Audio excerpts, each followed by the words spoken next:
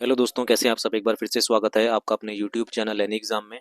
दोस्तों, आज की इस वीडियो में हम आरआरबी ग्रुप डी 2025 मैथ से पार्ट 2 करेंगे। इसके अंदर प्रीवियस ईयर क्वेश्चंस रहेंगे जो कि रेलवे में पूछे गए हैं पिछले सालों में ग्रुप डी के पेपर्स में। तो ये पार्ट 2 है। वीडियो को अंत तक जरूर देखिएगा। वीडियो पसंद आए तो इसे लाइक, शेयर और आरआरबी ग्रुप डी एग्ज़ाम की प्रिपरेशन के लिए चैनल को सब्सक्राइब जरूर कीजिएगा। तो ये महा मैराथन मैथ्स का जो है उसका पार्ट 2 है। तो फटाफट से पहले क्वेश्चन की ओर आते हैं। हमने लास्ट जो वीडियो थी उसमें इस वाले पेपर से कुछ क्वेश्चंस कर लिए थे मैथ के। आज की वीडियो में हम आगे उन क्वेश्चंस को अटेम्प्ट करेंगे। ठीक है, तो मैं थोड़ा सा जूम कर देता हूँ। तो इस वाले क्वेश्चन में यहाँ पर बोला गया कि निम्नलिखित चार्ट में 2012 से 2016 तक का जो है वो विभिन्न वर्षों के दौरान एक संगठन के उत्पादन को दर्शाता है। क्वेश्चन पढ़ते हैं। सीधा कहता है कि 2015 से 2016 तक उत्पादन में हुई प्रतिशत वृद्धि बतानी है। उत्पादन में कितने प्रतिशत की वृद्धि हुई है। तो 2015 में कितनी थी, 12.6 थी। ठीक है, और 2016 में कितनी है, 18.9 है। तो कितने की वृद्धि हुई है, अगर हम यहाँ पर देखें तो माइनस करेंगे 18.9 में से 12.6, तो आप कहोगे सर इसके अंदर वृद्धि हुई है 6.3 की। तो 6.3 की वृद्धि हुई है। कहाँ से हुई है ये वृद्धि, 12.6 से हुई है। तो 12.6 से ये वृद्धि हुई है। इसका कितना प्रतिशत है इसको हम निकालेंगे, कटिंग करेंगे तो ये 2 पे कैंसिल हो जाएगा और ये कितना आ जाएगा, 50% आ जाएगा। तो कितने प्रतिशत की वृद्धि हुई है, 50%। ऑप्शन नंबर बी हमारा आंसर हो जाएगा। अगला क्वेश्चन जो आरआरबी ग्रुप डी में पूछा गया था, हम सिर्फ मैथ के क्वेश्चंस को अटेम्प्ट करेंगे। ठीक है, ये भी रीजनिंग का क्वेश्चन है। ये है क्वेश्चन। कहता है कि दो तरफा यात्रा के दौरान गौरव की औसत चाल जो है वो 15 किलोमीटर पर आवर है। यानी कि दो तरफा चलता है तो उसकी औसत चाल आपको 15 दे रखी है। यदि वह जाते समय 20 की स्पीड से गया, 20 किलोमीटर की दूरी तय करता है, तो लौटते समय उसकी चाल ज्ञात कीजिए। तो यहाँ पर बोला गया है कि दो तरफा यात्रा के दौरान गौरव की जो औसत चाल है वो कितनी है, आपके पास 15 किलोमीटर प्रति घंटा है। यदि वह जाते समय प्रति घंटे 20 किलोमीटर की दूरी तय करता है, यानी कि 20 किलो जाते समय उसकी स्पीड कितनी थी, 20 किलोमीटर पर आवर थी। कह रहा है कि तो वापस लौटते समय कितनी होगी। तो यहाँ पर डिस्टेंस सेम ट्रैवल हो रहा है, जितना डिस्टेंस गया उतना ही डिस्टेंस वापस आएगा। तो औसत चाल का जो फॉर्मूला होता है वो होता है 2 इंटू में पहली स्पीड मल्टीप्लाई बाय दूसरी स्पीड डिवाइडेड बाय इन दोनों स्पीड का क्या हो जाएगा, जोड़ हो जाता है। और ये किसके बराबर आता है, औसत चाल के बराबर होता है। ये किसके बराबर आएगा, आपके पास औसत चाल के ये बराबर आता है। तो 2 गुणा में जाते हुए स्पीड कितनी थी, 20 थी, ये हमें दे रखा है। आते हुए की हमें निकालनी है। तो यहाँ पर आ जाएगा 20 प्लस में कितना, 20 प्लस में S2 आ जाएगा और औसत चाल कितनी आई हमारे पास, 15 आ गई। ठीक है, इसको सॉल्व कर लेंगे। 5 दिए 15 होता है और 5 जो कि 20 हो जाएगा। तो ये हो जाएगा 8S2 बराबर हो जाएगा हमारे पास 60 प्लस में 3S2, यहाँ पर माइनस हो जाएगा तो ये हो जाएगा हमारे पास 5S2 बराबर किसके, 60 के। और यहाँ पर S2 की वैल्यू कितनी आ जाएगी, 60/5 करेंगे कितना आ जाएगा, 12 आ जाएगा। ऑप्शन नंबर आपके पास कितना हो जाएगा, चौथा करेक्ट आंसर हो जाएगा। तो 12 किलोमीटर पर आवर उसकी स्पीड थी वापस आते समय। ठीक है, तो इस तरह से इस क्वेश्चन को हमें करना था। अगले क्वेश्चन की ओर आते हैं। ये आपको याद रखना पड़ेगा क्वेश्चन को। यदि यदि समीकरण ax² + x + b = 0 है, मूल बराबर होते हैं, तो ab की वैल्यू 1/4 के इक्वल होती है। ठीक है ना, तो इसको आपको सीधा ध्यान रखना पड़ेगा। अगले क्वेश्चन की ओर आते हैं। अगला क्वेश्चन आपके पास ट्रिग्नोमेट्री से है, नहीं ज्योमेट्री से है। बोला गया है कि एलजेब्रा से है, सॉरी, x + y + z बराबर किसके है, 11 के है। और हमें यहाँ पर क्या दिया हुआ है, xy + yz + zx दे रखा है किसके, 42 के। हमें वैल्यू निकालनी है x² + y² + z² की। तो हमें पता है कि x + y + z का जो फॉर्मूला होता है स्क्वायर का, वो क्या होता है हमारे पास, x² होता है प्लस y² होता है प्लस z² होता है +2 ब्रैकेट होता है xy + yz + zx, ये होता है फॉर्मूला। तो x + y + z के हमें वैल्यू दे रखी है, कितने आ जाएगी, यहाँ 11 का स्क्वायर हो जाएगा। इसकी वैल्यू हमें निकालनी है, यानी कि x² + y² + z² की वैल्यू निकालनी है। +2 इंटू में इसकी वैल्यू हमें दे रखी है कितनी, 42। 11 का स्क्वायर कितना होता है, 121। 2 गुणा में 42 यानी कि 84, यहाँ आगे माइनस हो जाएगा।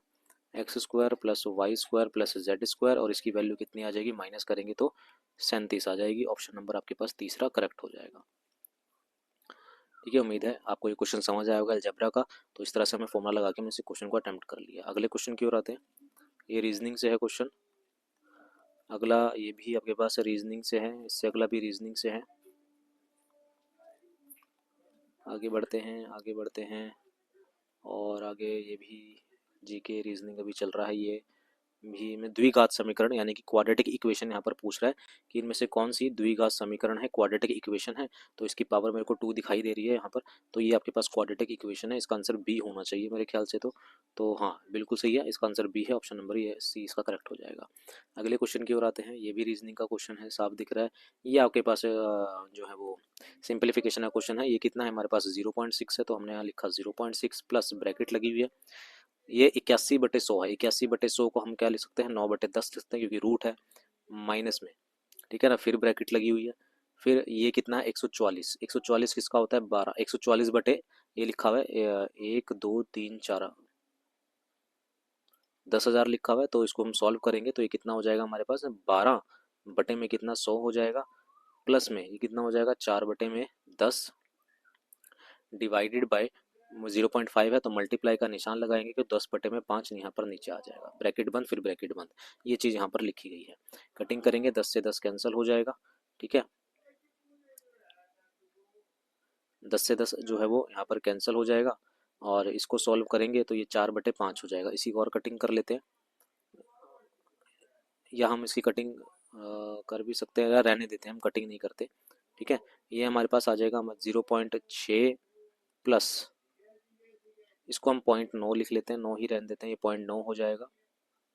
माइनस में इसको हम लिख लेते हैं ब्रैकेट में 0.12 लिख लेते हैं, कोई दिक्कत वाली बात नहीं। वापस से प्लस 4/5 का मतलब होगा 0.8 लिख लेते हैं, ठीक है। इसको सॉल्व कर लेंगे क्योंकि हमें पॉइंटों में निकालना आंसर। तो 0.6 प्लस 0.9 माइनस, इसको ऐड करेंगे। ऐड करेंगे तो कितना बन जाएगा हमारे पास, इसको ऐड करेंगे तो ये बन जाएगा 1, क्योंकि 0.12 प्लस 0.8 कितना होगा 1 बन जाएगा। और 1 में से 0.9 को घटा देंगे, 0.6 प्लस 1 में से 0.9 को गया तो कितना बचेगा 0.1 बचेगा, ठीक है ना। माइनस के 0.1 बचेगा। और आई थिंक मैं कुछ गलत कर रहा हूँ, दोबारा करते हैं सॉल्व। मैंने थोड़ा सा जल्दबाजी में इसको क्वेश्चन को गलत कर दिया है। एक बार फिर से सॉल्व करते हैं स्टार्टिंग से, ठीक है, आराम से करेंगे। ये बनेगा आपके पास 0.6 प्लस ब्रैकेट, ये बनेगा 0.9 माइनस, फिर ब्रैकेट, ये बनेगा हमारे पास 0.12, ठीक है ना, 0.12 बनेगा। फिर प्लस 0.4 को भाग करना है 0.5 से, पॉइंट से पॉइंट कैंसिल हो जाएगा। जब पॉइंट से पॉइंट कैंसिल होगा तो ये बनेगा 0.8, क्योंकि 5/40 होता है। ये ब्रैकेट क्लोज, फिर ब्रैकेट क्लोज, ठीक है। ये ठीक है हमारे पास। ये बनेगा 0.6 ब्रैकेट 0.9 माइनस, इसको ऐड करेंगे तो ये कितना बनेगा हमारे पास, ये बनेगा हमारे पास 1, पूरा पूरा 1 बनेगा, नहीं 1 नहीं है 0.2 बनेगा, ये बनेगा 0.2 बनेगा, ये गलती कर रहे थे हम, ये 0.2 बनेगा, ठीक है। फिर 0 पॉइंट, इसको हम ब्रैकेट को चाहे तो ओपन भी कर सकते हैं, नहीं तो ऐसे भी रहने दे सकते हैं। तो 0.6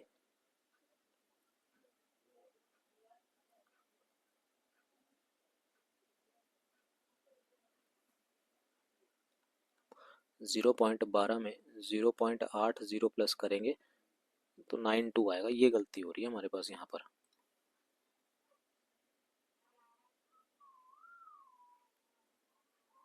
ये आएगा हमारे पास 0.92, ये आएगा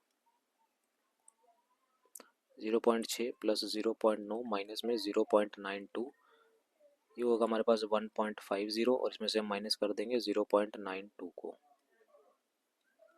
10 में से 2 गए 8, 14, यहाँ पर बचेगा 5, 0। ऑप्शन नंबर ए आपके पास करेक्ट आंसर हो जाएगा। थोड़ा सा डिफिकल्ट लगा कैलकुलेशन में, ठीक है ना, हम जल्दबाजी में क्वेश्चन गलत कर रहे थे।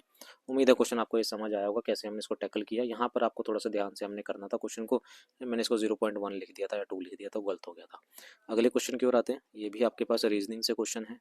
ये है आपके पास एचसीएफ एलसीएम से क्वेश्चन। बोला गया है कि यदि दो संख्याओं का योग 430 है, उनका महत्तम समावर्तक 43 है, तो वह संख्या का युग्म बताना है। तो हम इसको बाय ऑप्शन करेंगे तो ज़्यादा हमारे पास जो है वो आसान यहाँ पर रहेगा। आसान कैसे रहेगा, हमें पहले तो ऐसी संख्याएं देखनी जिनका योग 430 बने। तो सभी संख्याओं का योग जो है वो 430 बन रहा है। अब हमें ऐसा नंबर देखना है, ऐसे ऑप्शन ढूंढना है जो 43 से भाग हो जाए। तो 215 215 43 से भाग तो हो जाते हैं, लेकिन इनका HCF 43 नहीं होता, इनका HCF 43 नहीं है, तो ये क्वेश्चन गलत हो गया। 43 172 43 से भाग हो जाता है, 172 को 172 जो है वो 43 से भाग हो जाएगा, 172 43 से भाग हो जाएगा, लेकिन 258 नहीं होता, तो ये भी आंसर नहीं होगा। 86 जो है वो 243 से भाग हो जाएगा, लेकिन आपके पास जो है वो 86 जो है वो 243 से भाग हो जाएगा, सॉरी 43 86 जो है वो 43 से भाग हो जाएगा, 344 भी जो है वो 43 से भाग हो जाएगा, किस पे 8 पे चला जाएगा ये, है ना।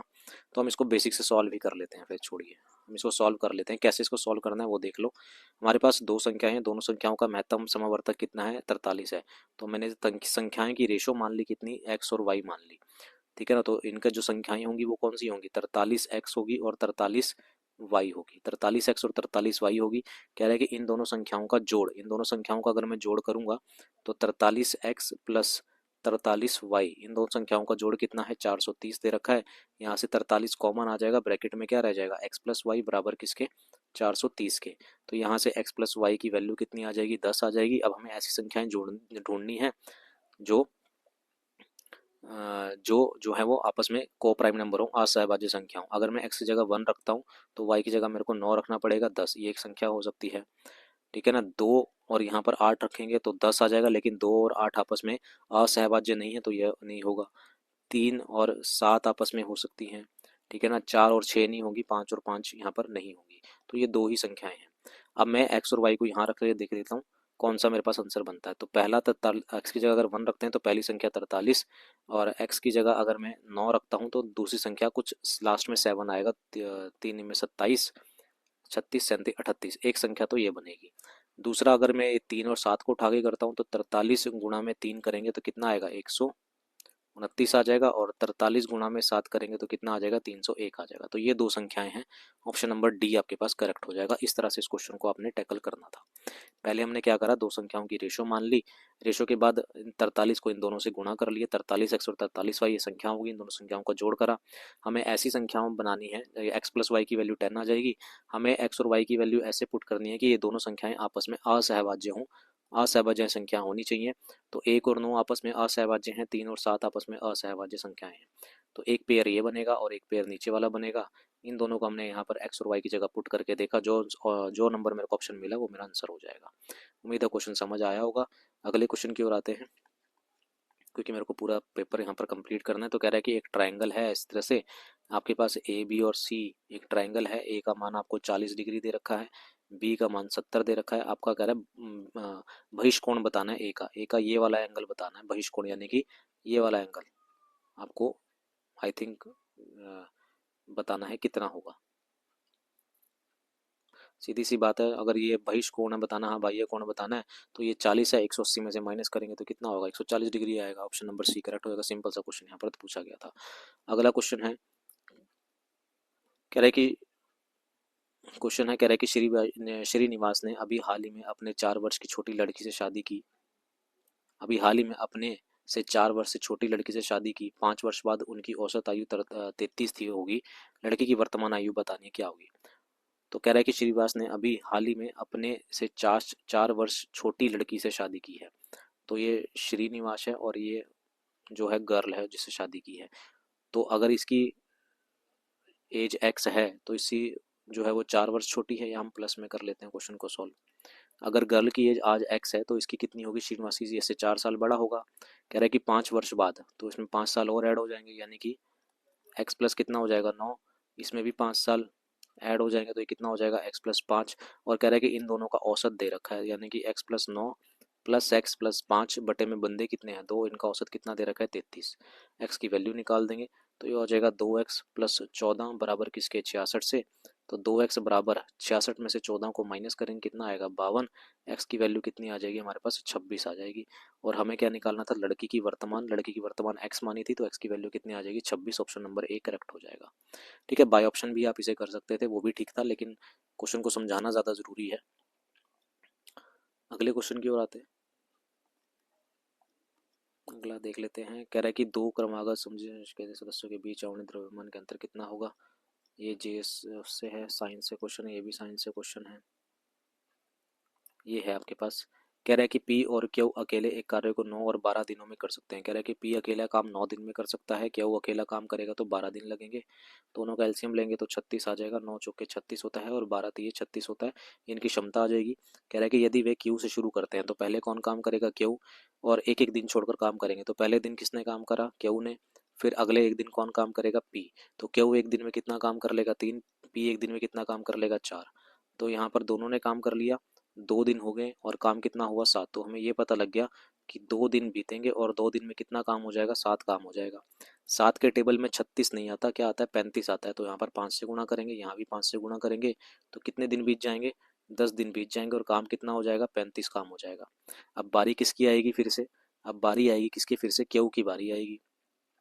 तो क्यू का हम टाइम निकाल लेंगे। क्यू ने अब कितना काम रह गया, 36 हो गया, 36 था 35 काम हो गया, कितना रह गया, एक। कितने की क्षमता से करेगा ये, 3 की क्षमता से। तो वहाँ पर 1/3 दिन और लग जाएगा और एक काम और हो जाएगा। तो कितना हो जाएगा ये हमारे पास, 10 से ही 1/3 दिन में पूरा का पूरा जो है वो 36 काम कंप्लीट हो जाएगा। ऑप्शन नंबर आपके पास बी करेक्ट हो जाएगा। ठीक है ना। तो फटाफट से क्वेश्चन को टैकल करना है, फटाफट से कंसेप्ट आपके पास जो है वो दिमाग में आने चाहिए। अगले क्वेश्चन की ओर आते हैं। अगर स्पीड ज़्यादा लग रही है तो मेरे को बता दीजिएगा, मैं अगली क्लास में जो है वो आराम से आपको समझाऊंगा। ठीक है, कमेंट करके ज़रूर बताइएगा मेरे को। ये भी रीजनिंग है, ये भी रीजनिंग है। ये है, कह रहा है कि 2 मीटर भुजा वाली एक घनाकार टैंकी है। ऐसे करके घनाकार टैंकी है, घनाकार का मतलब इसकी सारी भुजाएं आपस में बराबर हैं और इसकी साइड कितनी दे रखी है, 2 मीटर। इसके अंदर एक इनलेट पाइप लगा हुआ है इस तरीके से, जिसके अंदर से पानी यहाँ पर नीचे गिर रहा है इसके अंदर। और इसकी त्रिज्या आपको दे रखी है कितनी, 3.5 सेंटीमीटर त्रिज्या दे रखी है। हमें पता है कि 1 मीटर बराबर होता है 100 सेंटीमीटर के, और 1 सेंटीमीटर बराबर होता है किसके, 1/100 मीटर के। ठीक है ना। हमें 3.5 सेंटीमीटर का निकालना है, क्योंकि हम मीटर में कर देंगे सारा कुछ, या हम सेंटीमीटर में भी कर सकते हैं, क्योंकि सेंटीमीटर में ज़्यादा क्वेश्चन मेरे ख्याल से आसान रहेगा। कोई नहीं, 3.5 सेंटीमीटर है, इसको मीटर में करने के लिए क्या करेंगे, 100 से भाग कर देंगे। तो 3.5/100 मीटर, ये क्या आ जाएगा हमारे पास, इसकी त्रिज्या आ जाएगी। तो पहले तो हम ये देख लेते हैं कितनी टंकी भरनी है, आयतन निकाल लेते हैं। आयतन क्या आएगा हमारे पास, 2 का क्यूब, साइड का क्यूब होता है, तो 8 मीटर क्यूब इतनी टंकी हमें भरनी है।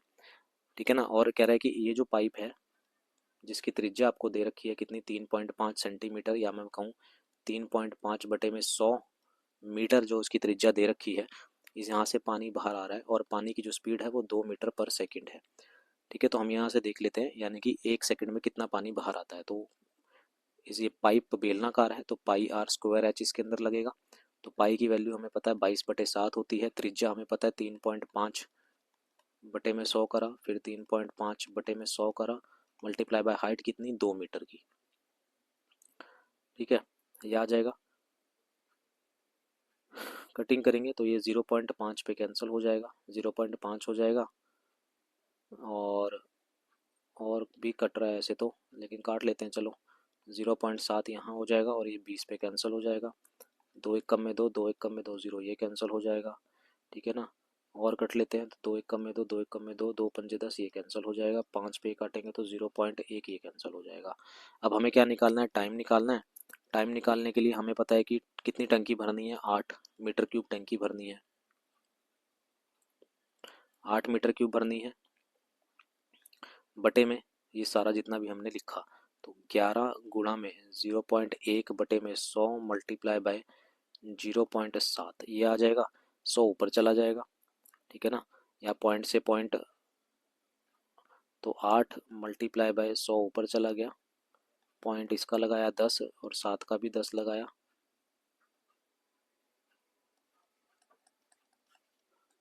गुणा में 60, इसको सॉल्व करना पड़ेगा, देख लेते हैं हम क्वेश्चन ठीक कर रहे हैं कि नहीं कर रहे हैं।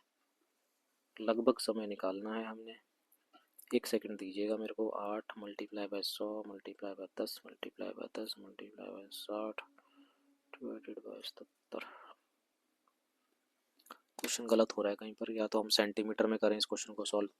तो ये इस तरह के क्वेश्चन जो होते हैं वो छोड़ने वाले क्वेश्चन होते हैं, जो आपका टाइम वेस्ट करते हैं। ठीक है, हम क्या करते हैं, हम सेंटीमीटर में ही कर लेते हैं सारा कुछ। तो 2 मीटर है तो ये आ जाएगा 200 सेंटीमीटर। ठीक है, 200 सेंटीमीटर आ जाएगा।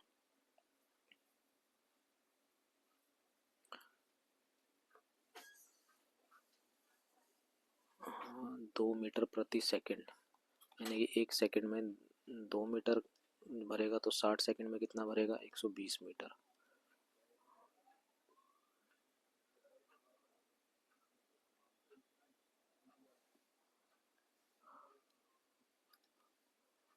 हम मीटर में ही करते हैं सॉल्व, क्योंकि ना बहुत टफ हो रहा है ये क्वेश्चन अभी की, तो इसको मीटर में ही सॉल्व करते हैं। एक बार करके देखते हैं वापस से। तो त्रिज्या कितनी है, 3.5 सेंटीमीटर है, ठीक है। और हमें पता है कि जो पानी से पाइप निकलता है, पाइप से जो पानी निकलता है, पाइप से जो पानी निकलेगा उसकी हाइट जो है वो 2 मीटर पर सेकंड से स्पीड से निकलता है, यानी कि 1 सेकंड में 2 मीटर पानी 2 मीटर हाइट जितना पानी निकलता है। तो 60 सेकंड यानी कि 1 मिनट में कितना निकलेगा, 1 मिनट में लिखेगा 120 मीटर। इसको 2 से गुना कर देंगे तो कितना आ जाएगा, 120 मीटर हाइट जितना पानी निकलेगा, ठीक है। तो 1 मिनट में, ये 1 मिनट हो गया, 1 मिनट में कितना पानी, 120 मीटर हाइट जितना पानी निकलेगा। तो वॉल्यूम की बात करें तो वॉल्यूम कितना आ जाएगा हमारे पास, इसका क्यूब करेंगे तो ये कितना हो जाएगा, 8 मीटर क्यूब आ जाएगा। इतना पानी हमने भरना है, ठीक है। और हम देख लेते हैं कि 1 मिनट में कितना पानी आता है। तो 1 मिनट की बात करें तो 1 मिनट का पाई आर स्क्वायर एच का फॉर्मूला लगेगा। तो पाई की वैल्यू होती है 22/7। त्रिज्या अभी हमने निकाली थी कितनी, 3.5/100। इसको हमने मीटर में चेंज कर दिया, मीटर में चेंज कर देंगे तो इसका स्क्वायर करेंगे तो 2 बार आएगा ये 3.5/100। और हाइट कितनी, 120 मीटर। इतना पानी यहाँ पर बाहर आएगा, ठीक है। इसको हम डिवाइड करेंगे, हमें टाइम निकालना है, इसको हम ऐसे ही सॉल्व कर लेते हैं। तो 8 यहीं रहेगा, इसके बटे में ये सारा कुछ चला जाएगा, 22/7 तो 7 ऊपर चला गया, 3.5/100 तो 100 ऊपर चला गया, फिर मल्टीप्लाई 3.5/100 फिर 100 ऊपर चला गया, बटे में कितना, 120। यहाँ से हमारे पास प्रॉपर जो है वो टाइम यहाँ पर आ जाएगा। अब देख लेते हैं कितना टाइम लगता है, कटिंग कर लेंगे हम इसकी सारे सबकी। तो 7×5 = 0.5 आ जाएगा, और कटता है यहाँ पर। और इनका पॉइंट का भी हम क्या करते हैं, सीधा सीधा सा ऊपर 10 ले लेते हैं, जो हमने पॉइंट हटाएंगे नीचे से, इसका भी 10 और इस 3.5 का इसका भी 10 लेते हैं। तो 7×5 यहाँ कट जाएगा, 5 दूनी 10 ये कट जाएगा, 5 7 35 ये कट जाएगा, 5 दूनी 10 ये कट जाएगा, 0 से ये 0 कैंसिल हो जाएगी, ठीक है। और 2 1 कम में 2, 11 पे ये कट जाएगा, ठीक है। 4 दूनी 8, 4 तिये 12 पे ये कट जाएगा, ठीक है। और क्या रह गया हमारे पास, और कुछ नहीं रहा। तो ऊपर और कुछ नहीं कटेगा, तो ऊपर आ जाएगा हमारे पास 2000, बटे में नीचे कितना आ जाएगा, 7 तिये 21, 2 3 1 आ जाएगा। अब देख लेते हैं हम, ऊपर तो 2000 ही रहेगा ना, ऊपर रहेगा 2000 बटे में 2 3 1, 7 तिये 21, और भी कुछ कटना चाहिए था,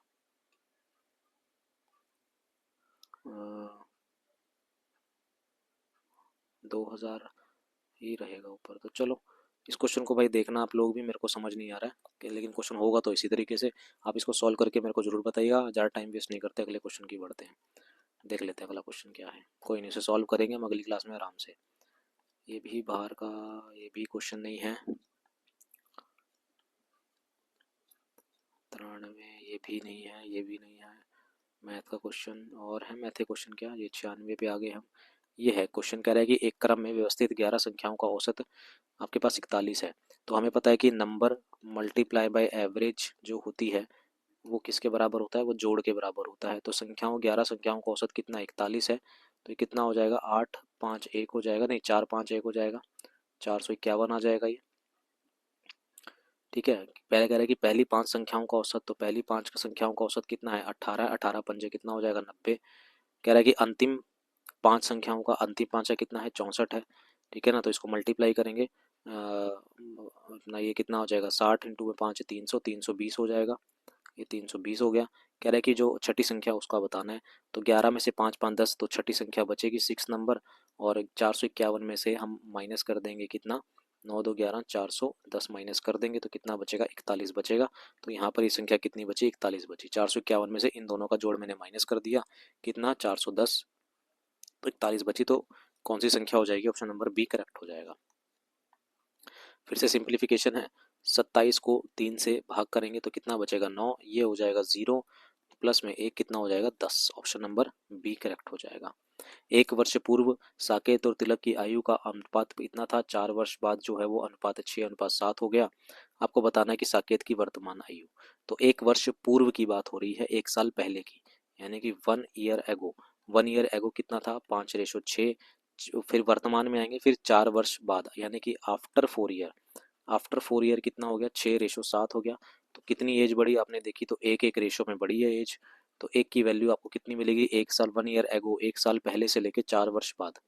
1 साल पहले से लेके 4 वर्ष बाद तक कितना हो गया, टोटल 5 हो गया। तो एक की वैल्यू 5 होगी। साकेत की बतानी है, तो ये साकेत है, ये तिलक है। तो साकेत की 1 साल पहले यानी कि 5 की वैल्यू कितनी, 25। ये 1 साल पहले की है, तो वर्तमान में आएंगे तो एक और ऐड हो जाएगा, कितना हो जाएगा, 26 हो जाएगा। ऑप्शन नंबर आपके पास डी करेक्ट हो जाएगा। सिंपल सा क्वेश्चन था। तो ये 100 क्वेश्चन में हमने मैथ का देख लिया। एक क्वेश्चन रह गया है, वो आप मेरे को थोड़ा सा करके बताइएगा कैसे इसको सॉल्व करें, कहाँ मैं गलती कर रहा हूँ। उसके बाद फिर हम उसे वापस से सॉल्व करेंगे, ठीक है। अच्छा, एक क्वेश्चन ये भी रह गया। कह रहा है कि एक अधिकतम संभव लंबाई ज्ञात कीजिए जिसका उपयोग 5 मीटर, 25 सेंटीमीटर, 7 मीटर, इसको सेंटीमीटर में चेंज करेंगे तो कितना हो जाएगा, 525 सेंटीमीटर।